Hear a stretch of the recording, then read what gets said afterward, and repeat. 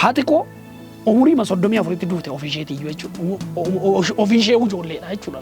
Waggoota muraasa isaa booddee mucaa godhadhee ka'ee mucaan kun hafuu hin dandeenye gara gooftaa deemte. Egaa waan hin jechuu barbaadu yeroo sana namoonni bibichaatoon ciccimoon waan jiranii fi baay'ee na gorsan, na jabeessan, na bira dhaabatan. Sagalee Waaqayyoo kan biraanis kan jedhu yeroo hundumaa gooftaatti gammadaa jedhan koo.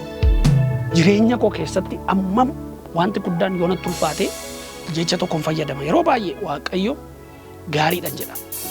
Hawaasa kanaan ala namoota waldaa kiristaanaa keessa jiranii ala Waaqayyo ayyaana nuu kennuunsa akka nuyi irra caalaa waldaa keessa teenyuuf malee akka nuyi luqqaanee qofaatti baanu miti jechuudha. Qofaa kee yeroo deemtu wanti si rukutu sitti baay'ata. Waldaanis wanta faarfataa keessa jiru gaafa barbaadu duwwaa faarfataa barbaaduu hin qabdu. Faarfataanii yoo inni faarfate yoo sabii yoo gammade yoo hiikame waan hundumtuu ta'a jettee faarfataa akkasii barbaannatte gaafa rakkinaa duwwaa hordofuu qabdi, abbaa ta'uu qabdi, paasterii ta'uufii qabdi, geggeessaa ta'uufii qabdi.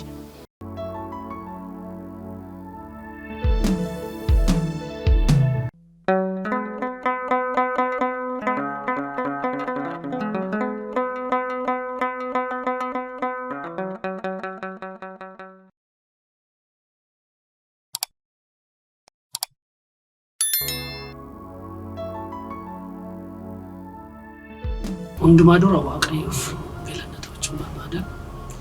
Gara qophii daandii fattatis waan naaf hirtee fi Waaqayyo baay'ee guddaa si eebbisachuun barbaada. Yeroo gara wal baruutti deebinu maqaan koo Faar Qabbannaa Tolosaadha. Iddoon dhaloota koo godina Wallagga Lixaa aanaa Gullisoodha. Gandaa mungkin safara babu suuqoo iddoo jedhamtuttidha kan inni dhaladhe. Ijoollummaadhaan kan hin dabarse yaa iddooma baadiyyaa sanattidha. Baabuu suuqoo iddoo jedhamtuttidha. Mana barumsaa sadarkaa tokkoffaa iddoo sanattidha kan hin baradhe. Gooftaattis barumsa mucoolii keessaa ijoollee wajjin barumsa mucooliitii kaaseetanii gooftaattis kan inni jabaachaa dhufe waa'ee gooftaas kan baruu jalqabe beekuu jalqabe achuma ka'eetu garuu gaaffiin achi keessa jiru inni kan biraan haadha koon kan wal qabatuu fi gargaarsa Waaqayyoo sana keessatti na gargaaris xiqqoo ishee kaasuudhaaf yeroon yaalu akkuma gaaffii haatiyyuu na gaafattee turte haati koo umurii ofii isheetiyyuu umurii ijoollummaatiinidha kan isheen gara gooftaa deemte.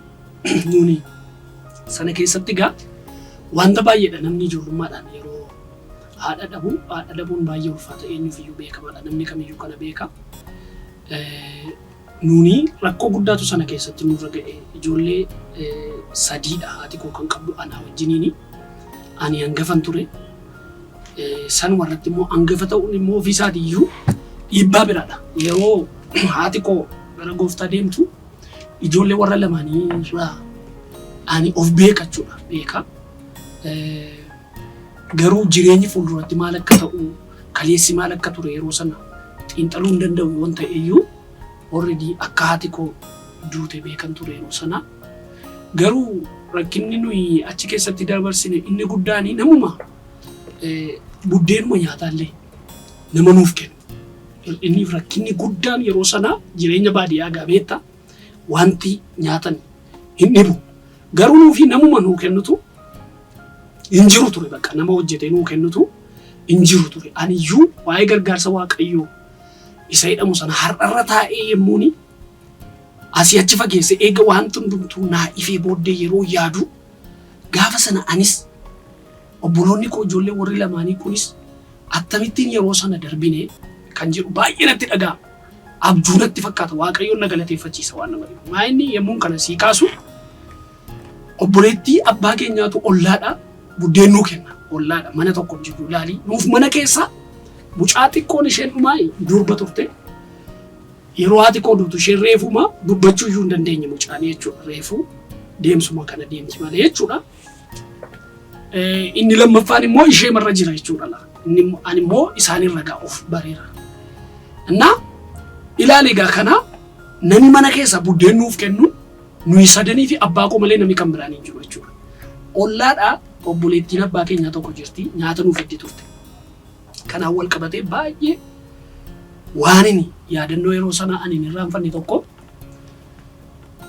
waan tokko kaasuun barbaade guyyaa tokko wanta ta'e hin kaasuu barbaade guyyaa tokko utuu buddeen hin nyaatiin oolle beektaa guyyaa utuu buddeen hin nyaatiin oolle galgala duruma iyyuu dafteen fidduu gaafa sana garuu hin turte guyyaa hin nyaatiin oolle irraa halkan immoo ilaalammasii fiduudhaaf hin turte bakka utuma eenyu dhufuu didde daftee dhufuu didde inuma eenyu halkan naannoo sa'aatii 5 booda akkuma amala isheetii buddeen wayii qabattee dhufte ijoolleen ciciifteetti gaachuma warri kaanii anaaf abbaan koo hin teenya turre inni akkas ta'an akkan hin teenya gaafa isheen fiddu ijoollee kana kaafnee hirribaa kaafnee buddeen kana aluma takkaadhaan wal harkatti qabneema fidne bakka mucaa xiqqoo na nyaattu inni sun na nyaatu kun na nyaatu waliilu wanti jedhamus hin turre buddeen kana aluma takkaadhaan qabnee fidne isa booddee eega buddeen fidne booddee abbaan keenya akkasuma ilaale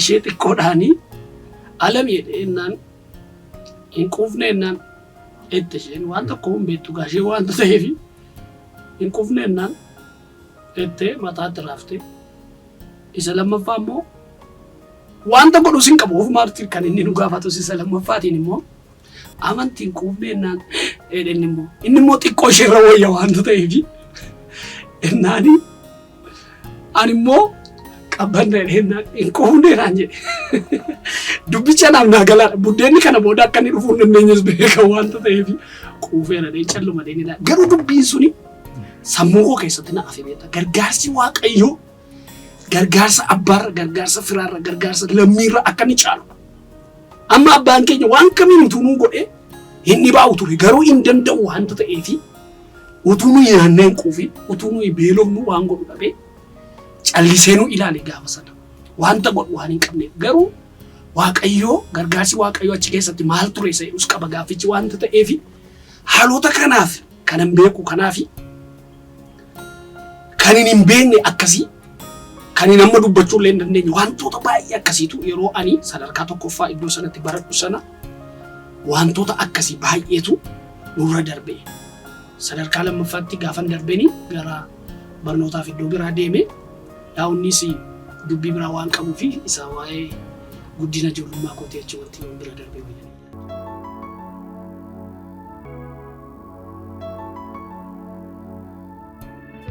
Gara gooftaa dhufuu koo caalaayyuu yeroo itti jireenyi koo baay'ee jijjiirame anuuf bari yeroon itti hafuura qulqulluu argadheedha. Mana keenya jalqaba gara gooftaa kan deeme gara gooftaa deemuu jechuun akka naannoo keenyaatti maal ture waan hundaa dhiisaniitu bakka yeroo hafuura ho'aa keessa galan ture.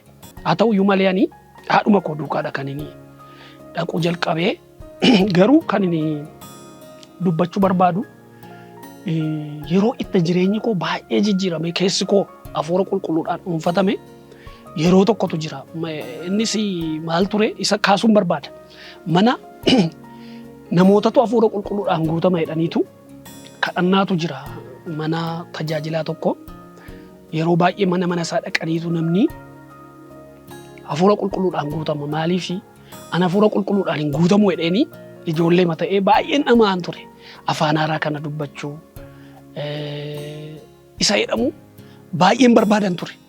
Isa booda akka yaadetti garuu dafee guutamuu hin dide. Innaa guyyaa tokko garuu yeroo guyyaa kamisaarraa shaakalatu jira ture. Shaakala qabna waaree booda kan mucoolii jechuudha. Already achumaanis gareetti guddanne waanta ta'eefi taaddaa garee warra ola deemtota erga taane booddee shaakala qabna turre. Shaakala sana utuu naqin mana barumsaatii galee buddeen iddoo naa keessuu qabdi turte. Haati koo buddeen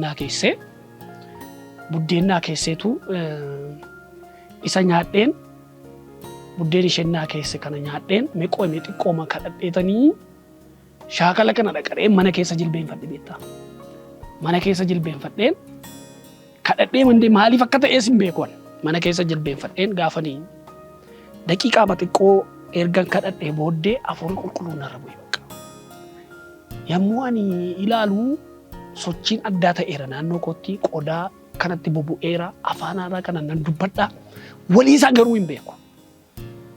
Isa booddee shaakala dhiiseen utuun shaakala naqin bakka seexanatu na qabe yoo ta'es mana qofaa keessatti wanti ta'e tokko ta'eera wanta ta'e waan hafuuraa hin wanni yaadala yeroo masanayyuu seexanni nama qabdii kan jedhu kunis sammuu koo keessa waan jiruufi bakka tajaajilaan tokko jira amma kan biraadhaan immoo inni yoo seexana ta'es na keessaa baasa waan ta'eef kara mana isaanii irra deemaneen achirra deeme gaafa naqu bakka walii isaa wallaalemee al tokko naa kadhadhuun jedheen kunoo amma dhiyoo jira luba shumataa jedhama innaa naa kadhadhunnaan harkanarra kaa'ee naa kadhatee indee bakka qabbannaa bakka atuu Hafuura Qulqulluudhaan guutamteettaa itti jabaadhu naan jedhe.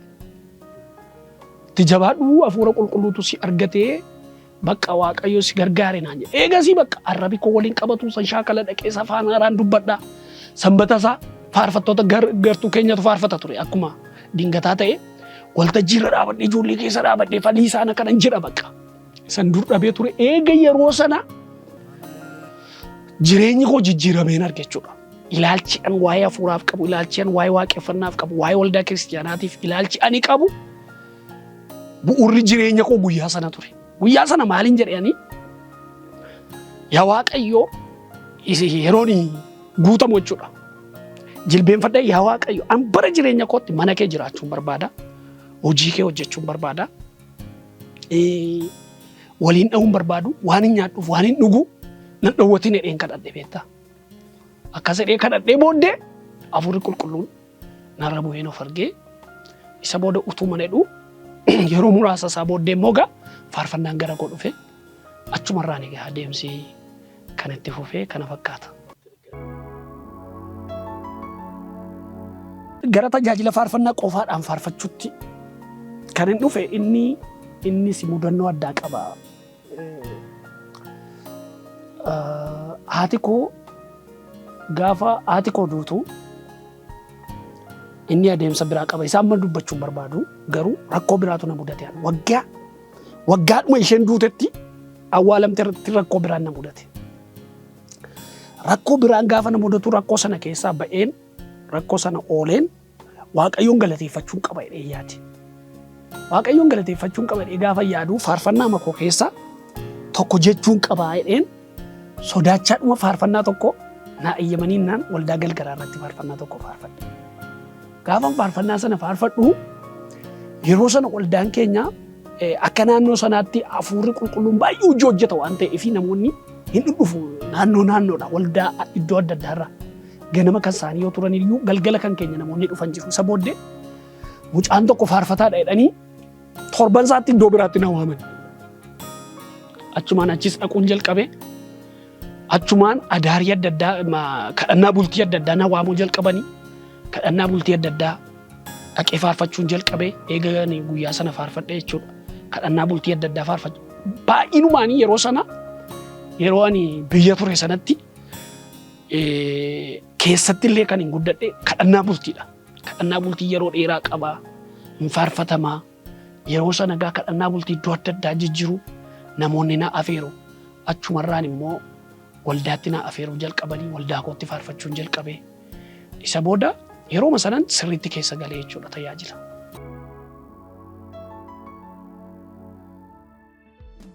Waaqayyoon tajaajiluuni isa jalqabaa anaaf waamicha koodha.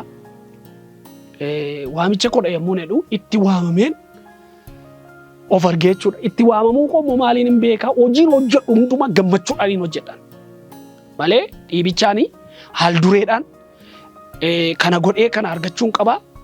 Akka hojii daldala tokko yookiis hojii waan biraa utuu hin ta'in mana Waaqayyoo keessatti tajaajilu kamiini itti amanee gammadeen hojjedha jechuudha. Jireenya koo irratti waamicha koo akka inni ta'e baay'iseen beekaa jechuudha. Sirriitti inni jalqabaa irra deebi'ee kan hin jedhu anaa fi waamicha koodha. Inni kan biraan immoo carroomuudha. Annaa tajaajiluun anaa fi akka carroomutti yaada. Yeroo baay'ee namoonni hubannaan namootaa naannoo kanatti baay'ee rakkina guddaa qaba. Maaliif warri gara tajaajilaa dhaqanis eega waan biraa waan baay'ee yaalanii dadhabanii booddee meeqoomee kana wayyaa keessumaa yeroon akkas ta'aa tureera.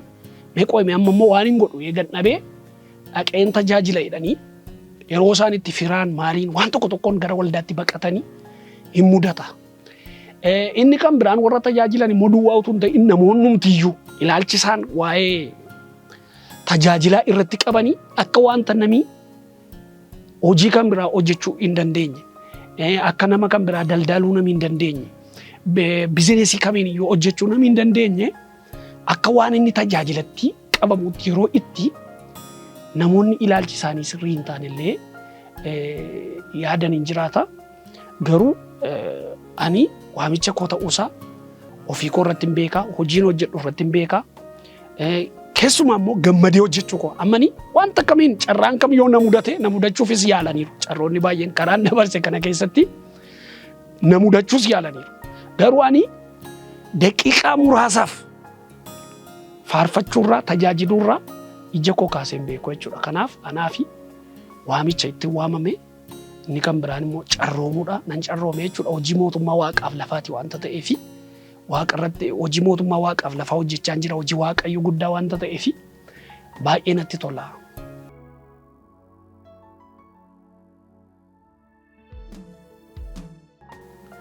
Wanta namis beeku, wanta mul'ata, wanta gurguddaasi, wanta mul'ataa hin taane ofii koo duwwaadhaasi chaalenjoonni ani dabarse baay'een jiraachuuf malu. Garuu dhugaama dubbachuudhaafi guyyaa tokko yoo ani utuun tajaajilaa ta'uu baadhee jedhee yaadee hin beeku. Yeroo baay'ee ani jireenya koo keessatti ammam wanti guddaan yoo natti ulfaate jecha tokkoon fayyadama. Yeroo baay'ee waaqayyo gaariidhaan jedha. Garuu yeroo itti baay'ee hamma malee na hudhee dubbachuu yeroo hin dadhabu calluman jedha malee wanta adeemsa koo kaleessaa faalleessuu fi waan waaqayyoon gaddisiisu dubbachuu hin barbaadu. Sun immoo na gargaareera. Adeemsa koo keessatti yeroo rakkadhu, yeroo chaalenjoonni natti dhufanii akkani waaqayyo wajjin walitti buute jechuun already karaarraa kaatte jechuudha.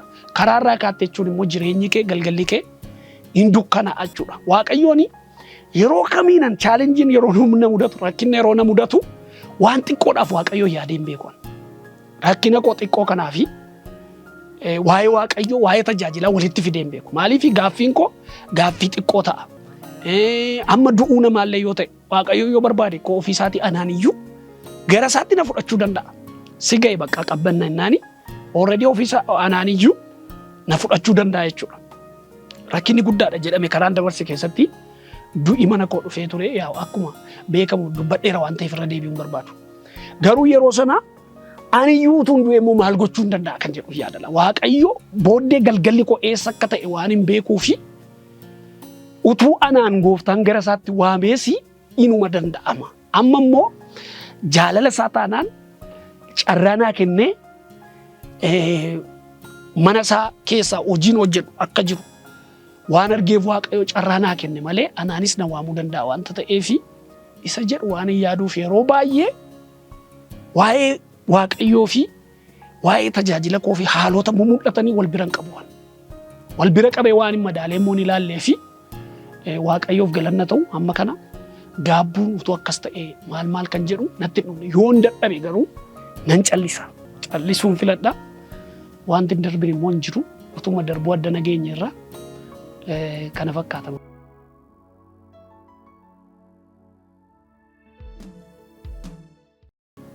Waaqayyo ayyaana naa baay'isee mana eegeen jiraadha malee karaan darbuu chaalenjoota baay'ee qaba. Akkuma sila jalqaba waa'ee du'a haadha kootiin wal qabatee ati naa kaaste. Haati koo umurii 34tti duute ofii isheetii iyyuu jechuudha. Ofii ishee ijoolleedha jechuudha. Kan keenya qofa utuu hin ta'in. Yeroo sana darbuun anaaf qoramsa guddaa hin danda'amu ture. Garuu waaqayyo na dabarsee isa booda immoo eeganii gaa'ila godhadhee booddee immoo lafa gaa'ilaayyuu utuu hin ga'iin waggaa isaatti immoo gaangeetu na dhiite ana. Yoo xiqqate guyyaa sadiif wallaalee mana yaalaa keessa na awwaaluudhaaf waan hundaa qopheessanii hin du'a bakka jedhanii waggaa isheen itti duutetti jechuudha. Waaqayyoo na oolchee du'a sanarraa na hambisuuni. Baay'ee anaaf waan salphaa miti jechuudha. Achi gaafan gaa'ilatti dhufusi gaa'ila dafeetanii yaa'u gaa'ila kan inni itti galee gaa'ila waan hin dafeetti galee fi jalqaba kaasuudhaaf kan hin yaale haati keenya yeroodhaan duuteetti ijoolleen suni harka namaatti galaniiru. Ani immoo eeganii amma ta'e obbaree booddee waan si dhibu Waaqayyo dafee karaa naa banee gala. Karaa naa banee Waaqayyo. Tajaajila waanuma tokko bakka iddoo tokko dhaqanii tajaajilu waan xixiqqaa argachuu utuma baradhu jechuudha utuun 10 faayin fixinii amma ta'e bakka gara of danda'u ti waan hin dhufee fi ijoollee kana immoo jiraachisuu qaba kan jedhuuni attamitti immoo kan jedhuuf gaa'ilatti galuutu narra ture. Namoonni hedduutu na bira ture egaa na waliin kan dhaabatan namoonni turaniiru. Namoonni na waliin dhaabatanii gaa'ilatti hin galee waggoota muraasa isaa booddee yeroon naqamteen ture. Mucaa godhadhee ka'ee mucaan kunii mana yaalaa naqamteedhaa baasanii mana yaalaa asitti Addis Ababaatti yaalchisuun Finfinnee kanatti yaalchisuun amma ulfaataa akka ta'e beektaa. Rifeeriidha mucaan kunii geessaa hidhamee asitti mucaa deddeebisuun jalqabee yeroo lammaffaa yeroo dhufnu mucaan kun hafuu hin dandeenye gara gooftaa deemte.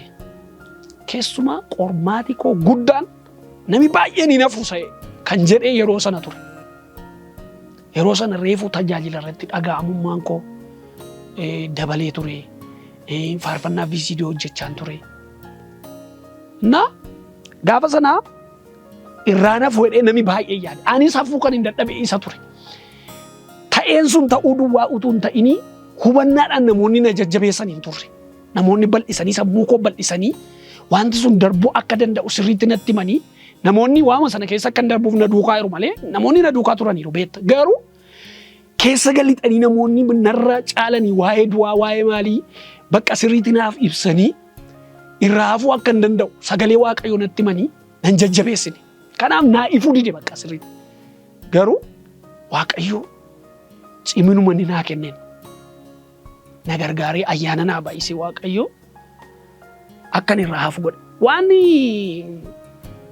ati mataan kee yaadattu fi yaadanne tokko garuu waan si dhibu yeroo sana hin gaddinii faarfannaa kee xumureedhanii waraabnee xumurree turre faarfannaa sana. Beekaadhati waa'ee koo narraa galuu didee dadhabee hin deebinee yeroo sana viidiyoo isaa hojjetaa turre. Anaafat hojjechaa turre. Saambelii irratti waraabbii waraabnee xumurree teessee hin gaddinii dhaqiitii hojii kee xumurennaan isaa ba'uu fedhu mucaan kun duute. Yaadatta jedhee yaada waliin turre waan ta'eef gaafa mucaan kun duutu namoonni teessee hin gaddiniitii hojii kee kana xumurii gadhiisee naanini faayinaalii sitti fiduu fedheen maannaa istiidiyoo adda nan dhufe. Gaafa maannaa istiidiyoo dhufee istiidiyoo makkan dhufuunii qabbannaa jedhe maannaan ennaan haardi diiskii tabalaashitoo yaantee maasmuruu hulluu xaftoo allaan jedhe. Achi ammatii kanarra turte gaddarra turte as yeroo dhuftu faarfannaa maasterii fudhachuu dhatte hundumti isaa badeera yeroo siin jedhan ammatti rakkinni kana jaalimaa. Kaleessa kan keessa turtee fi inte bakka ani maal jechuudha bakka akkan sila sitti mee dubbachuu waan hin dandeenyee fi waan hin of godhu wallaale bakka. Yeroo baay'ee warra dubbatan iyyuu wayya jedhamamni an dubbachuu hin danda'u waan ta'eef yoo dubbadhee saamaan dubbadha. Waaqayyoo wajjin walitti bu'a. Waaqayyoon hin gaddisiisa. Nan laafaa amantii kootti booddeen deebi'a kan hin jedhu waan hin sodaadhuu fi afaan koo qabadheen waan hin godhus wallaalee ofirra gattaa jechuudha yeroo sana. Rakkina amma na ga'u kana ilaali. Sun hundumtuu immoo darbee biyya kana eegan galee booddee ammas yeroo lammaffaadhaafi mucaan kun adda duute. Isa yeroo lammaffaasii mucaan kunii mana qorichaa galgaluma tokko dhukkube mucaa galgaluma halkanuma rafneema yeroo mucaa dhukkubnaan dammaqnee tiksifneema naannoo halkan yeroo baay'ee rakkoon yeroo na mudatu kamiyyuu nan kadhadhan ture ka'ee nan kadhadhe duumessa hin jiru qilleensi hin jiru halkan walakkaadha iddoon jiru sun iddoo rakkisaa ture isa yeroon gafarsaa turedha beetta reefuu mana sanatti yeroon galeedha baay'ee ulfaataa ture namni naannoo koo hin jiru nama waammadhu hin qabu ollaan hin jiru ture fiisisee sokkuudhaaf isa booddee naannoo sa'aatii 2 kan ta'u jilbeenfadhee kadhadhee dadhabeen jijjiirama hin jiru duumessi hin jiru qilleensi hin jiru bakka mucaa kana fuunee ba'uutu nurra waan fedhe haa ta'u ennee namni nuyi itti bilbiluu nurra dirree jira dirreedhaatti bilbilaan amma danda'e makiinaa achi as nu butee fuunee qofaa makeenya halkan sana fuunee safara guyyaayyuu keessa deemuun isaallee in ulfaata ture yeroo sana jechuudha yeroon haala sodaachisaa wayiitu iyyuu ture guyyaayyuu jechuudha keessa darbinee baanee deemne lama taanee gaafa achiin geenyu maal mucaa nagaa fiddanii nuun jedhan mucaan garuu nagaa mini isa booda gara guyyaa ga'ee mucaan kunii in duute bakka duuma jedhama isa booddee bakka yaa waaqayyoo ani maalan jedha namumti maal naan jedha yeroo gadi bayeen qofaa makoo dhaabadheen baay'ee gaddinatti dhaga'ame nan boo'e bakka biyya kana keessatti immoo amma immoo naqamteettis akkas ta'eera ammas biyya kana keessatti yeroon akkas salphadhu qofaa koo nama hedduu wajjin illee waliin beeku gaafa sana waldaa wajjin walitti dhufeenyi koo amma kana hin turre garuu waaqayyo na gargaare waldaa keessa jiraachuun koo na gargaare iyyuu malee na baay'een sodaadhe gaan nan boo'e na mucaa hambisuuf utuu hin ta'ini anaan na amansiisuudhaaf guyyaa 14 bira taa'e mucaa sana bira. Already lubbuun keessa deebi'eera hin fayyitii kutaa isii galtee yaalamuu qabdi mucaan kun jedhame halkanii guyyaa ati dhuftee na argitee turte kun oduu miti waanta ta'eefi ati iyyuu wayyaa koo qayyarattee ol galteeti kan mucaa kana laaltee haadhatti ol hin gashu waan hunduutti sasakka'amee jira dhanna mucaa kanaatti. Mucaa kana akkeettiin ilaalee dhukkubfachiisuu mataansa anaaf dhukkuba tokkodha. Ilaale mucaan kaleessa wajjin xawadhuudha waanta ta'eefi anaaf baay'ee ulfaata haati immoo yoo mucaa kana bira teessee induutiin daawun hin jedha nan sodaadha. Rakkina lama muunatti dhufan jedha halkanii guyyaa gaafa dhumaa irrattitu mucaan tokko dhufee na bira bulee.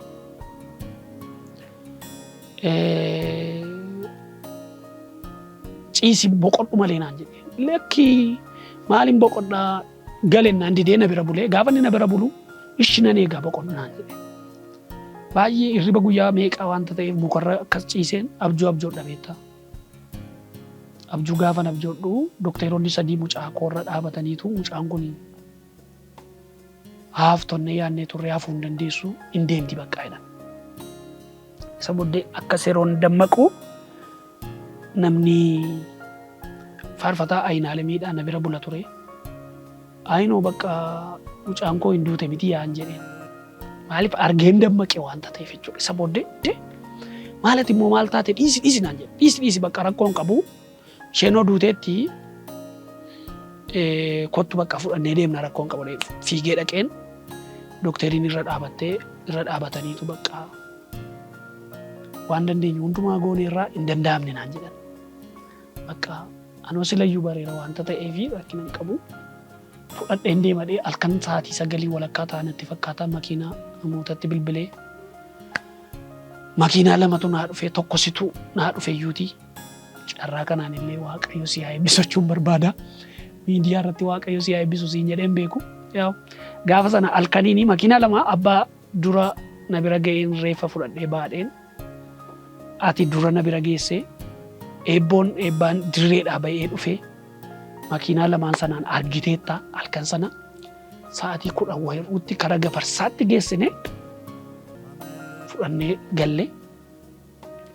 Egaa waan hin jechuu barbaadu yeroo sana namoonni bibichaatoon ciccimoon waan jiranii fi baay'ee na gorsan na jabeessan na bira dhaabatan argiteetta yoo ta'e namoota waldaa keenya wal jijjiiranii namoota akka paaster Niftaalem fa'aa waldaama guutuu wangeelaa Saansuusii keessa jira waan ta'eef namoonni giruuppiidhaan dhufanii bakka akkan jabaadhuuf kadhannaa walirraan citu na jabeessuun nama dubbiin namootaa hundumtu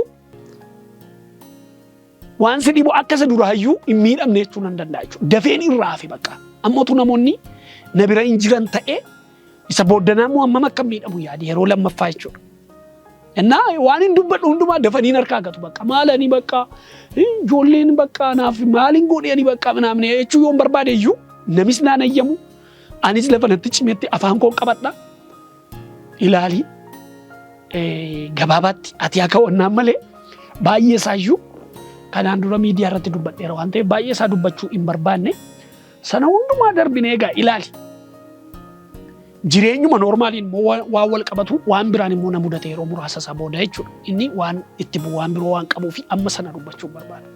Garuu sanas Waaqayyo keessa na dabarsee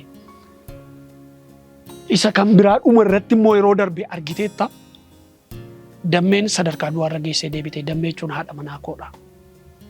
Jiraachuu hin dandeessu lafa jedhametti Waaqayyo immoo deebisee akka ishee jiraattu jiraachuu ishee duwwaayyuu utuu hin ta'in irra deebi'ee nu yaadatee Waaqayyo mucaas nuu kenne mucaayyuu harkatti baannee isheenis hin duuti kan jedhamee ture Waaqayyo du'a immoo ishee oolchee Waaqayyoof galanna ta'u haalli maatii kootii gaariidha.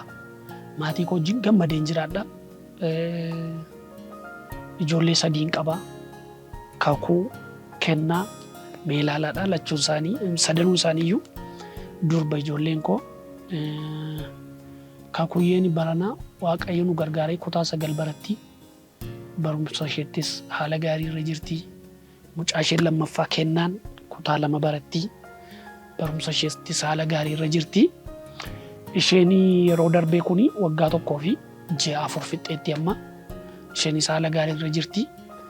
Waaqayyo nu gargaaree waaqeffachaa rakkinni yoo jiraates utuu rakkinan ilaalin haalli kamiyyuu yoo dhufe hundumaa gararraa goonee kan nu ilaallu Kiristoosiidha. Waaqayyo nu gargaaree immoo haati manaan koos ilaalchi ishee akka kanaadha waanta ta'eef Waaqayyo nu gargaaree maatii koo wajjin gammadeen jiraadha bakka rakkinni jiraates galgala immoo faarfanna bakka.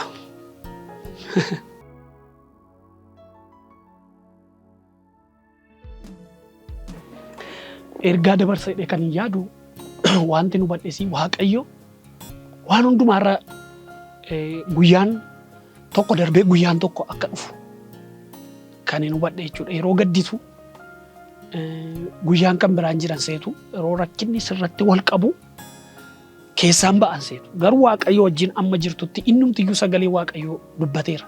Abdii qabdanitti gammadaan suni callumadhee barreessanii mana ofiitti kaawwachuu duwwaa miti. Itti jiraachuudha. Abdii qabdanitti gammadaa jechuun haala kamiin keessa teenye dura keenya abdiin nutti mul'achuu qaba. Abdiin sun immoo waan biraa utuu hin ta'in Kiristoos mataansaa iyyuu abdii keenya jechuudha. Kiristoosumti mataansaa abdii keenyaadha jechuudha. Na sagalee Waaqayyoo kan biraanis kan jedhu yeroo hundumaa gooftaatti gammadaa jedhako. Yeroo hundumaa gooftaatti gammadaa jechuun ikko namni gaaf tokko biyya lafaarraa yoo argite gammachuun biyya lafaarraa daangaa qaba waanta ta'eef gammachuu keenya eewutti godhachuu qabna gooftaatti godhachuu qabna. Namni biyya lafaarraa yoo argite gabaabamatti gaa'ila godhata hin gammada.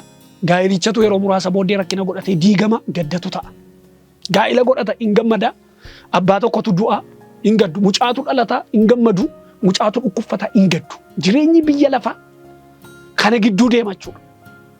Ol ka'uu gadi bu'u hin sooromuu hin iyyoomu kana gidduu deema jireenyi biyya lafaa waanta ta'eef yeroo hundumaa gooftaatti gammaduun furmaata jedhee yaada. Waan nama mudatu hundumaa keessatti anillee dhibba keessaa dhibban sana fayyadame jechuu hin danda'u. Waaqayyo dadhabbii koo hundumaatti jabina isaa dabalee hamma har'aatti ayyaana naa baay'isee na dhaabeera. Garuu iitiksii keenya yeroo hundumaa godhachuu kan nuyi qabnu gammachuu keenya waan darbu. Gammachuu keenya haati manaa keenya ta'uu hin qabdu. Gammachuu keenya ijoolleen keenya ta'uu hin qabani.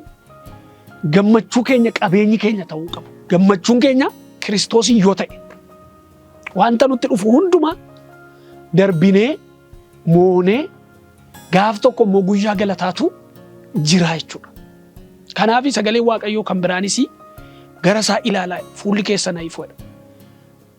Gara isaa ilaalaa fuulli keessan ifochuun wanti biraan kan gurraachessee ibsuu kan danda'u Kiristoosiin malee hin jiru waan ta'eefidha.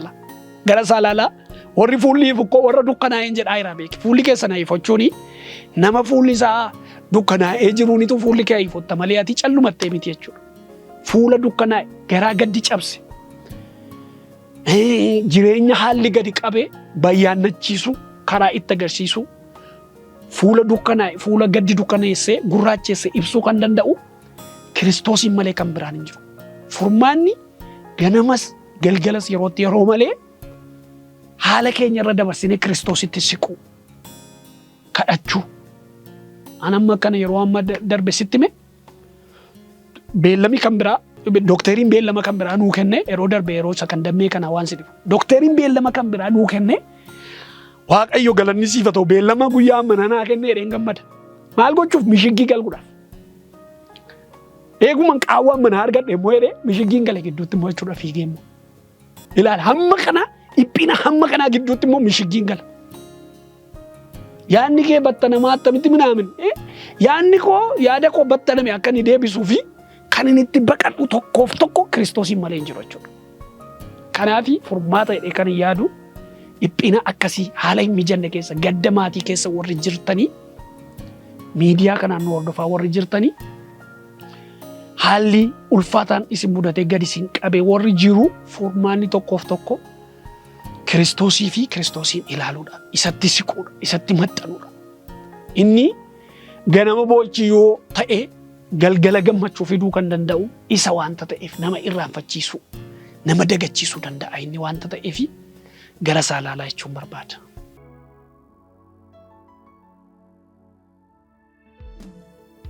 Waaqayyo si eebbisu kun gaaffii yeroo amma rakkina guddaa uumaa jiruu fi baay'eeyyuu nama haasofsiisuu danda'udha. Garuu baay'ee haasa'uu waan hin dandeenyeef tokko hamma hubannaa koo fi hamma ilaalcha koo waan muraasa irraa dubbachuudhaaf yaala jireenya koo wal qabsiisee nama kan biraa yoon dhiisee jechuudha. Tokko Waaqayyo kan na gargaare waldaa wajjinii jiraachuu dadhabuuni gara bu'aa inni naa buusee deebi'ee itti dhufuu nan danda'a. Garuu isa jalqabaa waldaa wajjin jiraachuu dadhabuun maa inni waldaan kiristiyaanaa maal akka taate wallaaluurraa yookiin immoo utuu beekanii callisanii dhiisuurraa dhufa jedhee yaadaan waldaan kiristiyaanaa tokko mushurraa Kiristoosiidha. Mushurraa Kiristoos jechuun amma fakkeenyaaf namni haadha manaa keetti bu'ee si wajjiniin nagaa jiraachuu hin danda'u. Haadha manaa kee jibbee siin immoo nan jiraadha siin jaalladha siin kabaja nami jedhu yookiis haadha manaa koo jibbee amma anaanii haadha manaa koo jibbee anaan immoo siin jaalladha nami naan jedhu inni iyyuu nama akkamii akka ta'e baay'ee beekamaadha jechuudha. Haadha manaa kee nami jibbee siin si kabajeessi wajjin jiraachuudhaaf hin danda'u. Mushurraa Kiristoos jechuun biyya lafaa irratti waldaan kiristiyaanaa bakka buutuu Kiristoosiidha. Waan tokko kuni filannoo kan biraas hin qabu karaa kan biraa naanna'anii itti dhufuus hin qabu. Waldaa kiristiyaanaa wajjin hin jiraatta yoo ta'e waldaa kiristiyaanaa wajjin adeemta yoo ta'e bu'aansaa guddaadha. Bu'aansaa maa inni isa jedhus waan of keessaa qabuuf jechuudha. Tokko lama innee amma waan hin kaashii harka koorraa yookiin waan bullaa harka koorraa amma kunoo kanan buufadhe akkas waan hin jedhu yoon dhabeeyyuu wanti keessi koo beeku jireenya Kiristoosii wajjin jiraachuu keessatti walitti dhufeenyi ati Kiristoosii wajjin qabdu dirqama gara waldaa wajjin walitti si geessaa jechuudha. Rakkinni guddaan amma jiru garuu waa'ee abbaa qabaachuu waa'ee waldaa qabaachuu irratti akkuma ati iyyuu amma kaasuuf yaalte Waaqayyo na gargaaree mucummaa kootii jalqabee hamma har'aatti hamma isan amma waldaa guutuu wangeelaa Saansusii keessa jiruutti waldaa wajjin hin jiraadha. Yeroo baay'ee ilaalchi dogoggoraa jiru tokko namni yeroo ayyaana argatu namni yeroo tajaajilaaf waamamu keessumaa namni yeroo guddataa deemu keessumaa immoo yeroo faarfataa ta'u yeroo konfireensii deemuu jalqabu yeroo CD baasee argamaa dhaga'amaa deemuu jalqabu yoo waldaa dhiisaa deeme gatiinsa dabalaa waan deemutu itti fakkaata.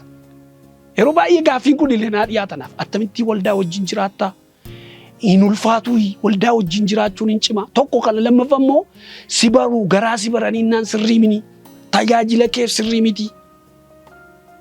Ilaalcha baay'ee gadi bu'aatu jira kanarratti. Garuu ani kan yaadu utuu sirrate jedhee kan yaadu karaa lamaan dogoggorri jira. Karaa tokkoon isa jalqabaa akka faarfataa tokkotti hiriyoota koo kan biroos kan ilaallatu jedhee ani yaadu nuyi gara waldaa dhaquutu nurra jira jechuudha. Waldaa keessatti qabamnee tajaajilu qabaachuutu nurra jira. Waldaa sana keessatti hojii wangeelaa waldaa sanaa wajjin hojjechuutu nurra jira. Waaqayyo ayyaana gaafa sii kennu akkati isa tajaajiltu gaafa godhu tokko saba keessatti si beeku qaba. Waldaa keessatti si beeku qaba. Ayyaanni sun immoo kan inni kennameefi sabaa fi malee nuyi dhuunfaa keenyatti qofaa fudhannee gallee wanti mana keenyatti itti hojjetamu hin qabnu jechuudha. Lammaffaa immoo yeroo guddataa deemtu ati saba keessa jirtu keessatti gadi jechuudhaan hawaasa keessa jirtu keessatti gadi jechuudhaan muki koo yeroo guddataa deemu oliin ka'u beeki qofaasaa ba'ee dameesaa akkasiin godhu qofaasaa. Yeroo guddataa deemu yeroo ija godhataa deemu amma buna yoo argite biyyi keenya biyya bunaati. Baay'ee yeroo buna ija godhatu haal godha gajjechaa deema. Hammati waldaa kee keessatti gadi jettee Waaqayyoon dhageessu. Namoota kabajju. Geggeessaa kee ammati kabajju Waaqayyo si duukaa ta'a deema. Hammati immoo qofaa kee bakkee baatu hin miidhamta qofaa kee baay'isu. Qofaa yeroo deemtu gammachuun akka jiru gaddi jira. Argachuun akka jiru dhabuun jira. Biyyuma lafaarratti siin jedhe isa waa'ee mootummaa Waaqayyo waan biraa dhiisi. Hawaasa kanaan ala namoota waldaa kiristaanaa keessa jiranii ala Waaqayyo ayyaana nuu kennuunsa akka nuyi irra caalaa waldaa keessa teenyuuf malee akka nuyi luqqaanee qofaatti baanu miti jechuudha. Qofaa kee yeroo deemtu wanti si rukutu sitti baay'ata. Yeroo namoota gidduu teessu garuu waldaa kiristaanaa keessa yeroo teessu wanta sitti dhufus waluma duukaa sheerii goota namoota wajjin hojii Waaqayyoos in hojjetta bu'a qabeessa taata. Kanaaf faarfataan amma yoo argiteetta ta'e waan ta'e tokko yeroo barbaadu duwwaa waldaatti fiiga faarfataan. Yeroo CD eebbisuu barbaadu, yeroo gaa'ila barbaadu, waan ta'e tokko bakka. Isa booddee immoo maqaa waldaa immoo ol ka'ee dubbatama. Baay'isii wayyaatti tabba dhiibdee hin dandeessu. Waldaa tokko ammanii ani amma fakkeenyaaf waldaan guutuu wangeelaa saansuusii akka nagoote minaan jedheen dubbadhe waldaan guutuu wangeelaa saansuusii wanta ta'uu qaba. Namoonni na duukaa warri bakka na deeggeeranis qabbannaan akkas ta'e saansuusiin akka godhan ammatu jedhan yookiis waldaa biraan kunoo guulalleen kunoo waan biraan tokko qabbannaa akka goote ammatu jedhanis waldatti waan taatu hin qabdu. Garuu nuyi gadoof deebifnee waan ta'e tokko waan barbaannu caalaa waldaan koo maalirraa barbaaddi utuu jenne. Inni kan biraan rakkinniif dogoggorri waldaan immoo utuu faarfataa hubatanii rakkinni hin jiru hin jedhan. Garuu faarfataanii rakkina jiru chaalenjii godhee waldaa kiristaanaa wajjin hojii hojjechuu qaba. Tajaajiluu qaba isa jedhuudha malee ani wanti naa hubatamuu qabu namoonni baay'ee akkanatti naarre waan hin barbaadu rakkinni waldaa keessa hin jiru jechuu miti. Waldaadha waldaatti adda adda. Garuu faarfataan chaalenjii sana dadda'ee gooftaan keenya Yesuus Kiristoos waldaadhaaf aboo kenne waan qabuuf amma yoo argite namoonni baay'ee waldaaf gaddisiisanii waldaa wajjin wal lolanii adabamanii ba'anii fadhiisanii sokko akka barbaadde taatu jedhanii. Kuni utuun beekin ba'aa hin beekamne baachuudha jechuudha. Waldaan waaqa irratti aboo hidhuu qabdi, aboo hiikuu qabdi. Kanaaf baay'ee waan itti yaadamuu qabuu fi gaaffii gaariidha. Waldaan kiristaanaa ammoo faarfataa ishee duukaa buutee hordofuu qabdi, abbaa ta'uu qabdi, paasterii ta'uufii qabdi, geggeessaa ta'uufii qabdi. Eessa oola, eessa bula. Yeroo baay'ee akkuma beekamu faarfataan amma miindaalee waldaa keessaa hin qabu. Namoonni baay'een waldaa keessaa warri lallabanii, luboonni, paasteroonni xiqqatu guddatu miindaan jiraachuu danda'a. Waldaan immoo seera mataa isheetiitiin faarfataan kun attamitti gara fuulduraatti jireenyi isaa maal ta'uu qaba kan jedhu. Bu'aa buusuu isaa eega itti amantee booddee waldaan sun ilaaluu qabdi. Waldaanis wanta faarfataa keessa jiru gaafa barbaadu duwwaa faarfataa barbaaduu hin qabdu. Faarfataanii yoo inni faarfate yoo sabii yoo gammade yoo hiikame waan hundumtuu ta'a jettee faarfataa akkasii barbaannatte gaafa rakkinaa duwwaa. Faarfataa barbaaduu utuun ta'in hundeedha waldaan kiristaanaa aboos qabdi humna isaas qabdi wanta ta'eefi ijoollee ishee barsiisuuni barumsaan duukaa bu'uuni beekumsa dubbii waaqayyootti guddatanii akka isaan waldaa mi'eeffatan akka isaan waldaa keessa gadi ta'anii waldaan gochuu qabdi.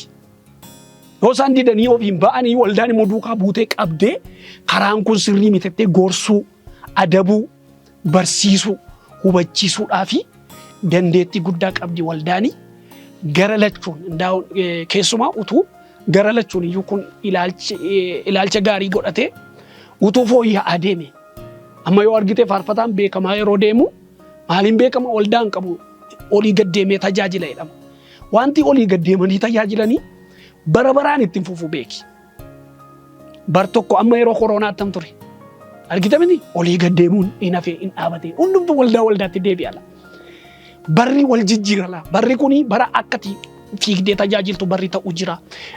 Barri akkati immoo naannoo tokko hojii guddaa tokko hojjettu Waaqayyo sitti kennu jira. Kanaaf yeroo hundumaa yeroo qabnutti fayyadamnee waldaa kiristiyaanaa keenya keessatti waan dandeenyu bu'aa buusaa barachaa waan qabnuun immoo ayyaana qabnu immoo sheerii gochaa yoo deemne irra caalaa imeejiin faarfannaa irra jiru in sirrata wal dhaga'uuni yoo sirriitti dhufaa kan jedhu yaadaan. Inni kan biraan waldaa kiristiyaanaa wajjin jiraachuudhaaf haal duree kamiin kaa'uun nurraan eegamu. Faayidaa kaa'uun nurraan eegamu. Amma yeroo baay'ee ani gaaffiin karaa adda addaa naa dhiyaatu maal fa'i beektaa amma waan inni faayidaa guddaa namoonni warri faarfattoonni kan biroon hin arganne argadhee waldaa wajjin jiraadhufaatti fudhatu. Har'a duwwaa miti kun durumaa kaasee waan sin dhibochuu. Waan inni amma fakkeenyaaf ani qanii lafoo cheerchii nan deema. Hojii waan hin danda'u hundumaa karaan jiru qaawwee akka hin argamneef hamma naa danda'ametti jechuudha. Haal duree maleedha kun. Eenyuyyuu beekuu kan qabu jechuudha. Waldaan koos kan beekan. Waan kan biraa tokko maqaa dhaadhee waldaa qorraan kana argadha jedhee miti. Garuu immoo waldaan koos ammatu rakkina rakkadhee waldaan koo na dhiisu jedhee yaadu. Dhugaama immoo dubbachuuf jechuudha. Ammatu waan ta'e rakkadhee jireenya hawaasummaa keessatti waan hin dabarse keessattis waan baay'ee argeera jechuudha. Kanaaf waldaa kiristiyaanaa wajjin jiraachuun yeroo baay'ee wantoota waldaarra lakkaawwannu duwwaa eeguu dhiifnee waldaa keenyatti qabannee jiraachuun gaariidha. Isa dhaamsa eenyuufuu dabarsuun barbaada. Gaaffii keessatti aanutti yeroon darbu kiristiyaanii tokko hin qoramaayi. Qoramsa baay'ee sirra ga'e immoo attamitti darbite isa jedhuufi kiristiyaanii hin qoramaayi isa jedhuufi inni jalqabaa amala gooftaa keenya Yesuus Kiristoos keessaa baay'ee kan natti tolu tokkon sitti hima. Biyya lafaa keessatti rakkina qabdu kan inni jedhe ko warra duukaa bu'aa jiraniidha malee warra bakkeetti hafanii miti argee gaafa sana kan inni itti dubbate. Biyya lafaa keessatti rakkina qabdu gidiraa qabdu. Garuu karaa immoo ani karaa tokkoof tokko karaa tokko inni kaa'eera. Anatti nagaa qabaadha. An maal godheera jedhee biyya lafaa mo'eera. Biyya lafaa keessatti wanta sitti dhufu hundumaa kanatti mo'uu dandeessu akkaataa ati itti gooftaa kanatti dhufte hin murteessa. Akkaataa ati itti siqxee jirtu akkaataa ati itti anatti nagaa qabaadha jechuuni nagaama nagaadhaa jedhan kana duwwaa miti. Nagaa qabaadha jechuuni abboommoota isaa eeguudhaan isatti maxxananii jiraachuudhaan isatti siqanii jiraachuudhaan jireenya jiraatamuudha. Anaaf ati nagaa waliin qabaanne jechuuni waan ati na ajajje tokko yoon godheedha malee saganama kaanee nagaadhaa fayyaadhaa nagaadha innee darbinu miti jechuudha. Ani si wajjin nagaa qabaachuun koo sanarra darbaa jechuudha. Nagaa oltee nagaa bultee irra darba. Si wajjin nagaa yemmuu qabaadhu waan ati natti himteen godhaa waan hin sitti mee ati immoo hin goota wal dhageenyee walii wajjin jiraannaa jechuudha. Waaqayyo wajjin wal dhageessee waan inni si abboome gootee jiraatta taanaan amma kana dubbiin Kiristoos isaa wajjin jiraachuun si keessatti hundeensa gadi fagaataa deema. Garuu amma waan inni sodaadhu tokko achumaan dubbadhee kan hin darbuu barbaadu haalli nuyi ittiin nama gara gooftaatti fidaa yeroo amma fakkeenyaaf yeroo baay'ee biyya lafaa irratti gidiraa qabdu nama haaraa tokkotti dubbachuun barbaannu. Waa'ee isa gidiraa inni hossina sii darbaa in ceetaa ol kaataa rakkina ammaa kana keessaa baataa ifatu sii baay'ee itti dubbannaa namni gara gooftaa dhufa yeroo muraasa eega wanta barbaadu sana eega fayyaa barbaada yoo ta'e hin fayyitanneef inna fayyaa ta'uun garuu dhukkubatti fayyaa ta'uuni fayyummaa lubbuu keenyaa wajjin waliin madaalu.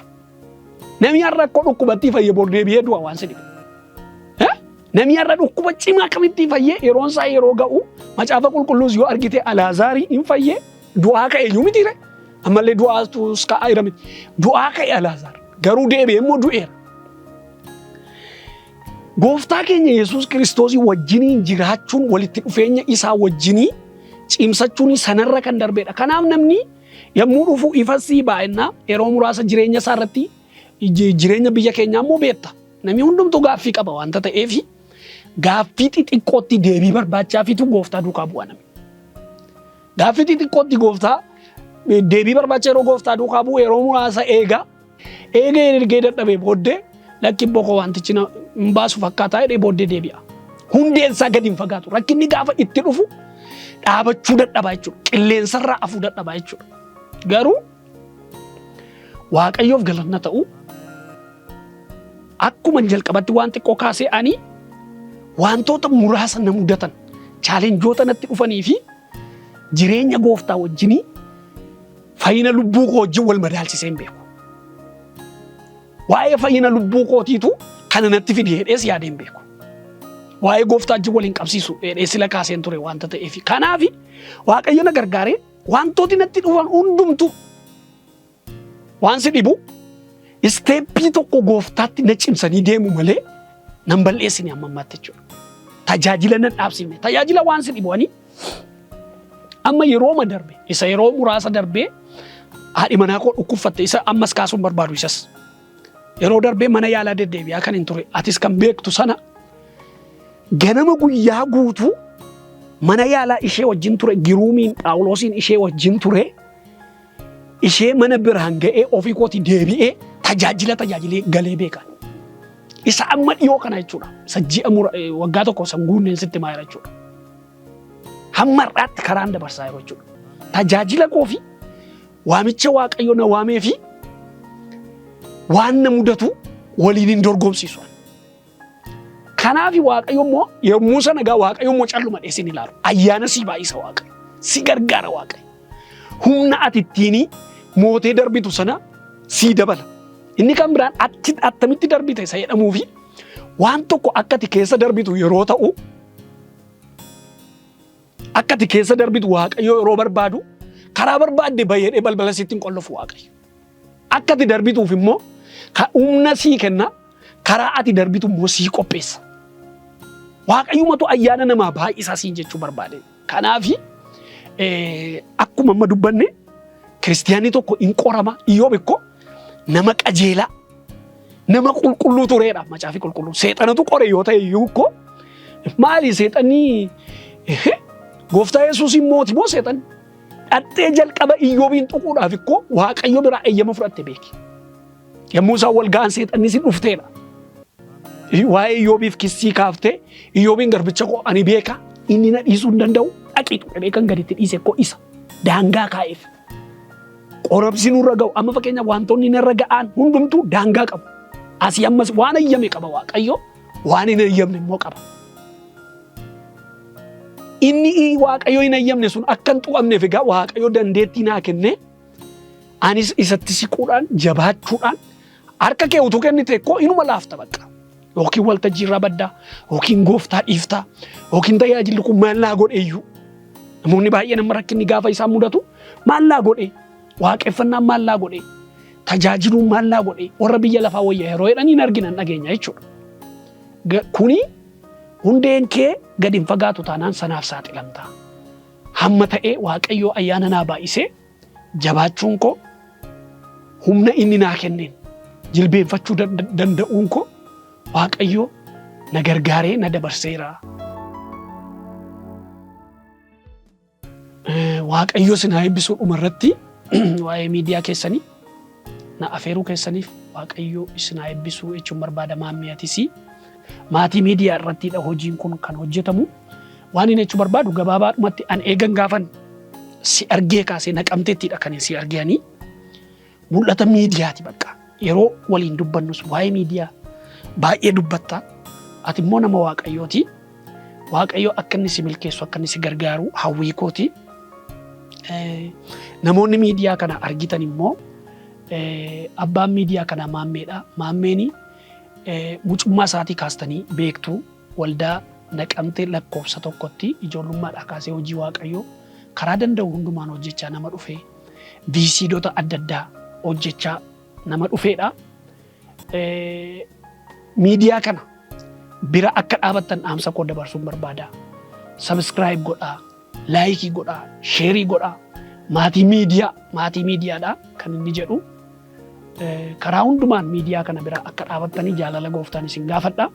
Miidiyaawwan kan biroon baay'een isaanii guddataa jiru waanta ta'eefi yeroo baay'ee miidiyaan kiristiyaanotaa hin guddatu jedhameetu maqaan nu dhahama kan waanta ta'eefi seenaa kana jijjiiruu qabna.